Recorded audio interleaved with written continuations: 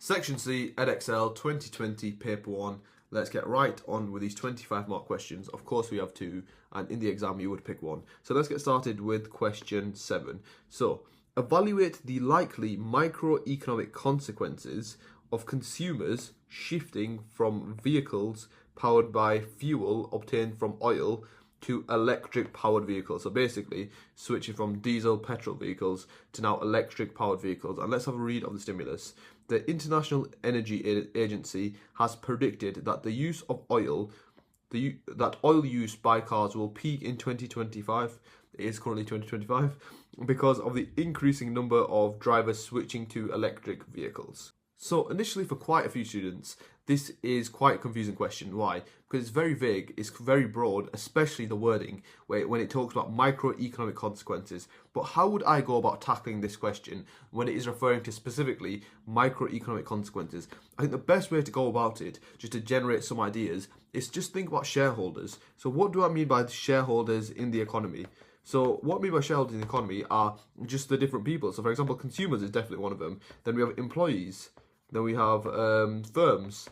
Then we have the government, for example. And now, this really opens up your perspective and it allows you to ask yourself the questions. Okay, so how does consumer switching from petrol, diesel vehicles to electric power vehicles now affect consumers? How does it affect the firms? How does it affect the government? Then it really gives you a few paragraph points you can work on and build on. Of course, a massive thing to remember here, this question, of course, you need to be including real-world application. And this question is absolutely embedded in real-world application. There's so many news articles. It's so topical with the switch from, of course, vehicles that powered by fuels, powered by oils, such as petrol and diesel cars. Of course, they damage the environment quite a lot. Therefore, there's a massive switch. And especially if you're keeping up with the news, you should know a decent amount about these firms like Tesla, about Shell, these big companies who are powering the revolution from petrol and diesel cars to electric power vehicles. Let's start with consumers. So how is a switch going to affect consumers? First things first, of course, if let's think about what's happening to demand. Demand is going to be very relevant here. So if we're switching from fuel obtained vehicles to then electric power vehicles, of course, the demand for petrol/diesel cars,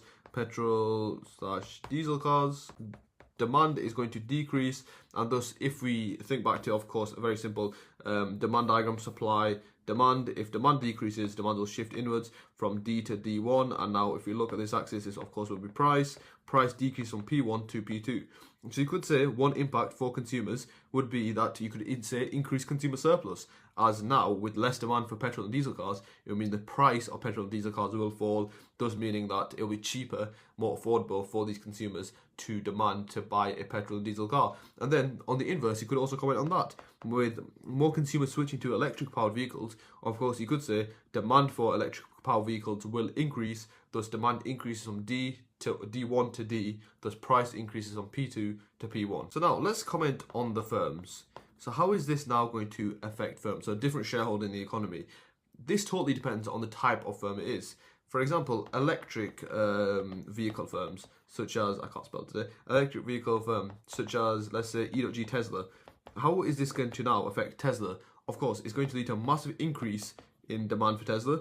And let's think about this in a microeconomics way. One massive thing about mastering these 25 mark questions, Edexcel always refers to in the mark scheme, is being comprehensive, or another word for it is having holistic content knowledge. And what is that? For your microeconomics paper, you will always be expected, and for some 25 mark questions, you are expected to be able to link all different parts of the spec together. So not just know theme 1 and theme 3 in isolation, you need to be confident with linking them together. So for example here, we're going to be linking an increase in demand to then a theme 3 topic. So increase in demand, now how is that going to affect a firm's revenues? How is it going to affect a firm's supernormal profit?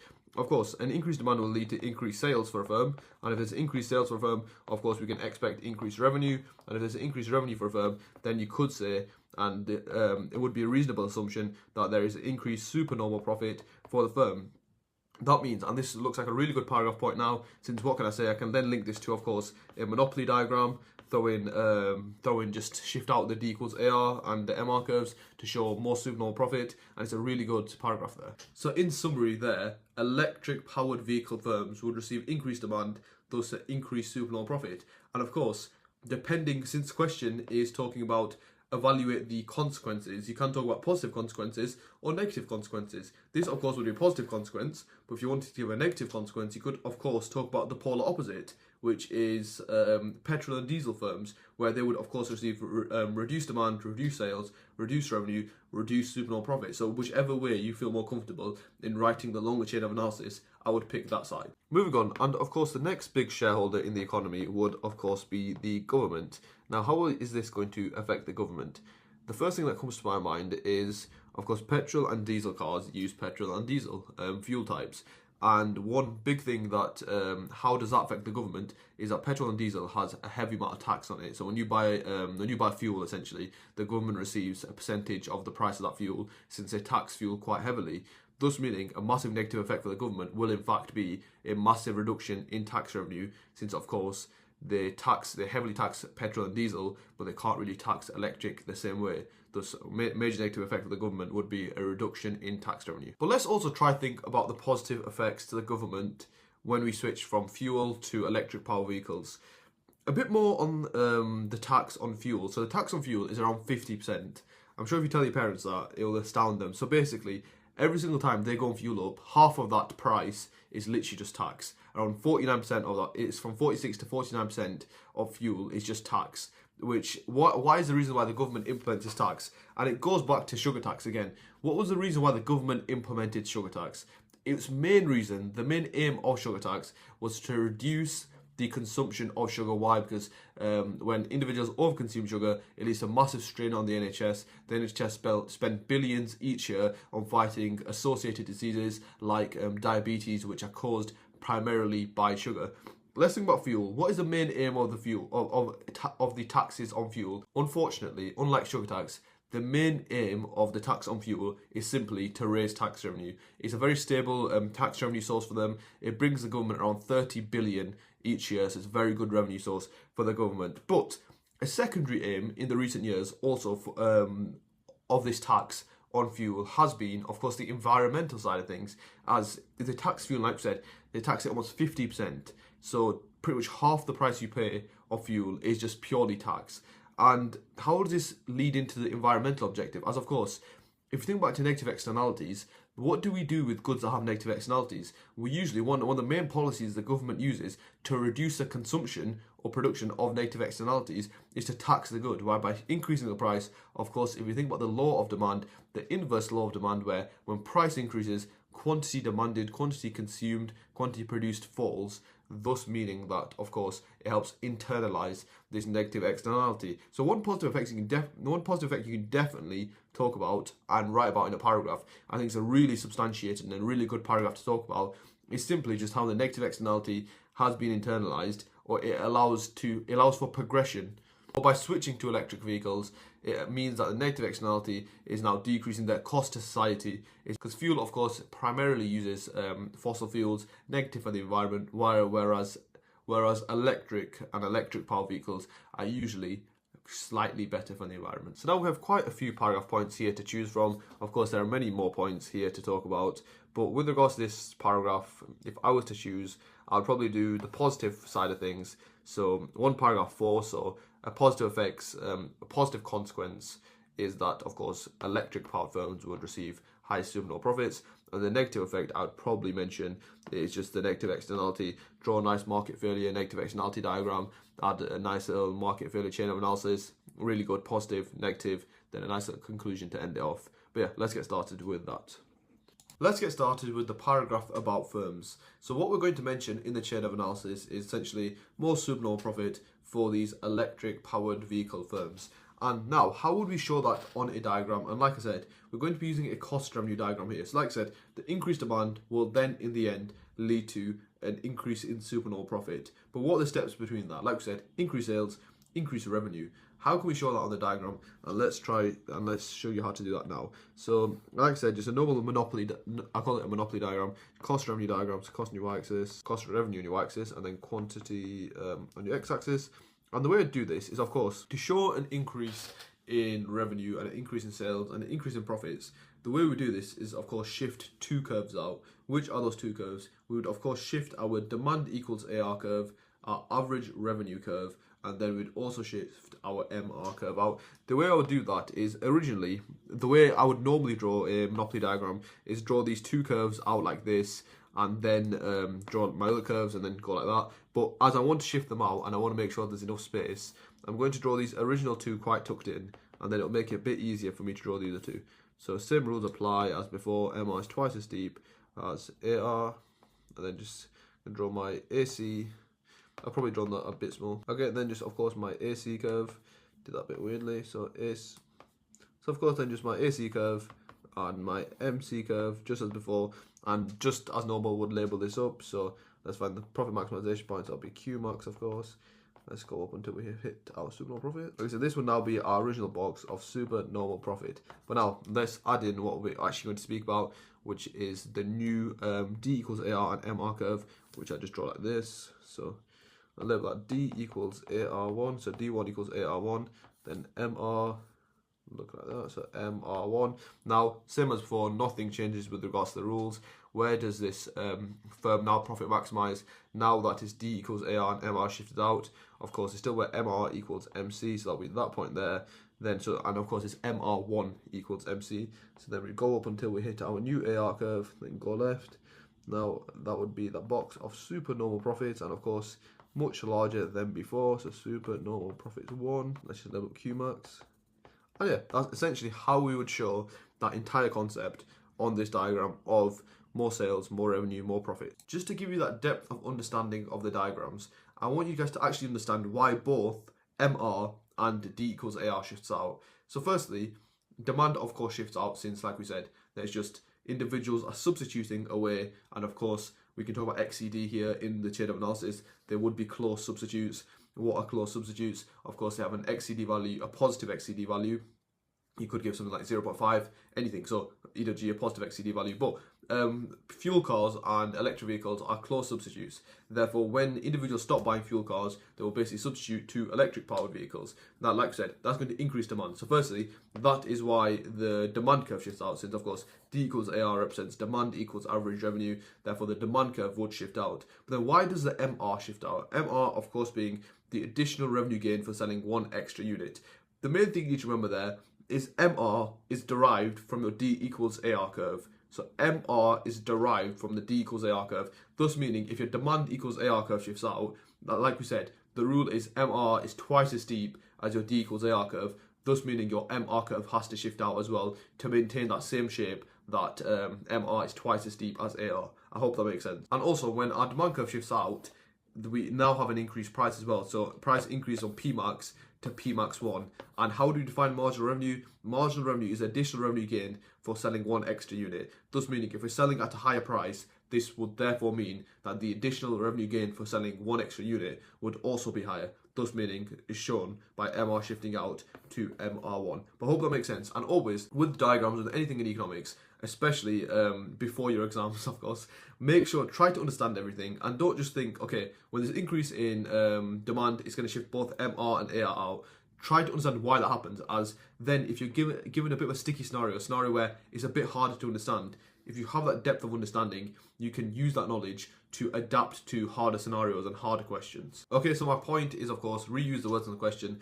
The likely microeconomic consequence of consumers shifting from vehicles powered by fuel obtained from oil to electric powered vehicles would be an increase in supernormal profit. Point, make it concise, straightforward, straight to the point. Then straight after that, the paragraph structure is point, application. Then I would go on to say E.G, the UK wants to ban the sale of electric vehicles by 2035, sorry, the sale of petrol and diesel cars by 2035, and in 2023, 16% of total car sales were electric vehicles, thus representing the increasing shift to electric vehicles. And like I always say, point, application, keep it separate, and you've just got that bank now of application right at the start, so your examiner can almost tick you off straight away that you're making sure you include an application. Then if anything else is relevant, make sure to include it throughout your chain of analysis. But the weird word of my chain of analysis is, of course, talking about firms. I will talk about early adopting firms. So firms that were early to adopt this new trend, this new switch to electric powered vehicles will benefit disproportionately. Great example, of course, the most popular electric vehicle firm is, of course, Tesla. And I will just mention how they would benefit disproportionately. Why? Since, of course, like I mentioned earlier, fuel-powered vehicles and electric vehicles are substitutes, and you can 100% mention they are quite close substitutes. And of course, like I said, mention they have a positive XCD value. So when individuals decrease their demand for petrol, fuel obtained vehicles, they will therefore substitute and switch and start demanding electric powered vehicles. So then just a classic chain of analysis we were mentioning earlier. So therefore there will be an increase in demand for these electric powered vehicle firms. This is where you need to make sure you're incorporating your diagram as much as possible. As many students would have written this diagram, done the chain of analysis, but then forgotten to actually incorporate the chain of analysis, the diagram into the chain of analysis. Like I say, use your diagram to drive that chain of analysis, not opposite. Not your chain of analysis drives your diagram. Your diagram should be driving your chain of analysis, should be the main force in your chain of analysis.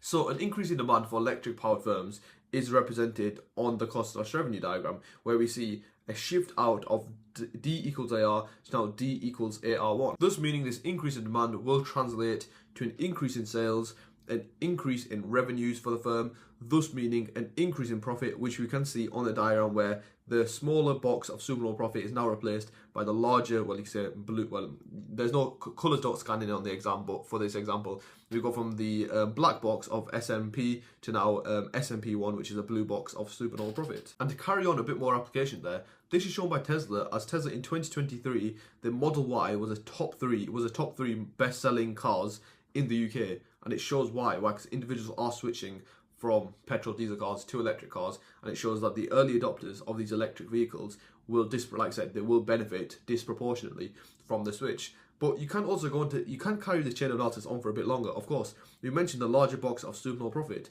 What does that open us up to? Of course, the concept of dynamic efficiency. Since they have a larger box of supernormal profit, therefore they can invest into research and development, they can innovate new products, new services, and that is the main points I'll talk about in that paragraph. Really solid and a great chain of analysis. As long as you make sure you include in your diagram that diagrammatic analysis really tops it off as a great A-star paragraph. I've just written a few of those main points up. Of course, it doesn't include all the details I spoke and I said, but the main gist of it's still there. But now, let's move on to evaluation stage of this paragraph. So how are we going to evaluate this? Like I always say, read through your chain of analysis, try to find any limitations, any counter-arguments, any assumptions you made, and it acts as really good evaluation. So a really good one we've made here is the fact that these are close substitutes. That can definitely be evaluated. Why? Since however the word is, however in evaluation, this depends on the degree to which fuel cars and electric powered vehicles are close substitutes. As a lot of people do prefer to drive fuel cars, of course, they don't produce fake noise like electric cars do, but they usually are slightly more enjoyable to drive rather than an electric powered vehicle. Therefore, people have a preference with fuel powered cars. Therefore, it would lead to it could mean that they are not as close substitutes as suggested. And if they are not as close substitutes as suggested, this would negate the positive effects of like we've talked about in the chain of analysis. So this would mean the increase in demand is not as substantial, thus the increase in revenue, the increase in sales, the increase in supernormal profits is not as substantial, thus negating the positive effects we have spoken about, and thus acting as a really good evaluation point. So however, an evaluation depends on the degree to which petrol and fuel and electric vehicles are close substitutes. A second evaluation point you can refer to, let's think about the opposite side, so the fuel-powered vehicle producers. These producers, of course, would suffer massive negative effects. Why? Since, of course, all the positive effects we've talked about, like increased sales, increased revenues, they're going to receive the opposite. And traditional automakers, traditional fuel-powered car producers, such as Toyota, such as firms like Honda, I believe, they would suffer a massive decrease in sales, massive decrease in revenue, and they could even start making losses, and thus meaning it could lead to them being forced to shut down. And if we're thinking about microeconomic consequences, of course, these firms like Toyota are going to be hiring thousands of employees worldwide, so it could lead to massive drops in employment. Since remember, if you think right to the start of this question, we're thinking about the effects on shareholders in the economy. So one of the shareholders is definitely workers, is employees. So you could take that evaluation point and end it up with saying this is going to lead to a massive negative consequence onto employees, as these traditional automakers such as Toyota will be forced to close down as they have not adapted to the electric powered vehicle trend. But yeah, I will leave it there with regards to evaluation. It's a really good question for practicing. Make sure, of course, like I always say, real world application is king. If you have a solid depth of real world application, it just helps you absolutely everywhere, and especially for these 7 and 8, for these two 25-mark questions. Of course, you'll only pick one, but for the 25-mark questions in your paper 1 and paper 2, it's of utmost importance that you have really good depth of fact files, of statistics to back yourself up and add the real world to your theoretical knowledge. Yeah, hope that helped, and let's move on to question 8.